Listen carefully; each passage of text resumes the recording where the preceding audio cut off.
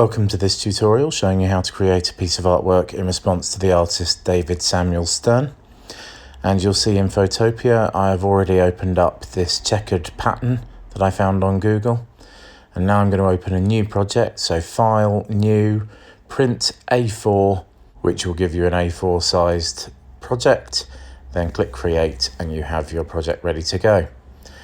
We're then going to use the rectangle select to select the checkerboard pattern, press Ctrl C to copy it, and then Ctrl V to paste it into your project.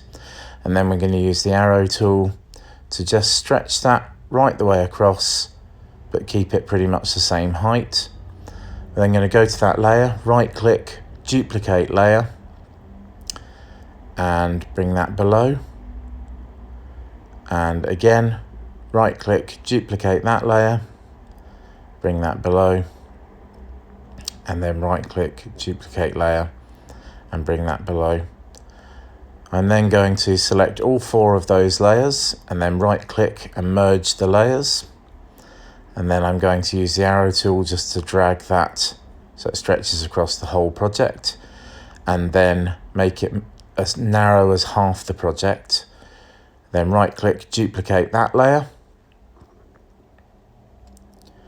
and drag that over, and then I'm going to merge those two layers together too.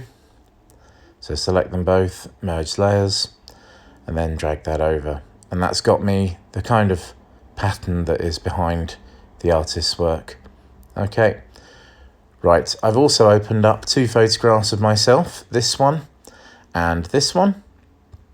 And I'm going to use the rectangle select tool to select this photo, press Ctrl C to copy it, and then Ctrl V to paste it into this photo. Okay, I'm just going to bring the opacity down so I can see both of them. And I'm going to resize this one so that both of the heads are pretty much the same. And I want to have it so that they're overlapping, but that I can see individual parts of each one. Okay, right, now I'm going to use the crop tool, which is hidden under the eyedropper there. And I'm just going to crop down this image so that I don't have my shoulders disappearing into nothing. Okay, and then I click the tick, and that looks good. Okay, just zoom in so you can see the whole thing. Right, now I'm going to go back to my checkerboard pattern that I created, use the rectangle select tool to select the whole thing, Ctrl C to copy it, go back to my photo, press Ctrl V to paste it in. It's a bit bigger than I need it to be, so I'm just going to use the arrow tool to shrink it down and resize it so that it fits. Okay, lovely. Right, now I'm going to use the magic wand tool, and I'm going to make sure that contiguous is not checked, which means that when I click on the white, all the white areas get selected. Okay, I'm then going to hide that so you can see just the masks. Go to my top photo layer, and I'm going to press Ctrl C to copy first. Then I'm going to press delete, and then I'm going to press Ctrl V to paste what I just cut back in. Okay, so I've got them on two separate layers. And then on the top photo layer, going to make the opacity around 40%. Okay, thereabouts. Okay, and then going to take the middle photo layer and make the opacity about 70%. And that is the image done and dusted in its most simplest form. And if you're happy with that, then stick with that. But I'm going to show you another couple of things to do, okay? Rather than have the checkerboard with all the checkers evenly spaced, you can do this, which is to take the rectangle select tool, choose an area of it, and then grab the arrow tool and just make that area a bit thinner.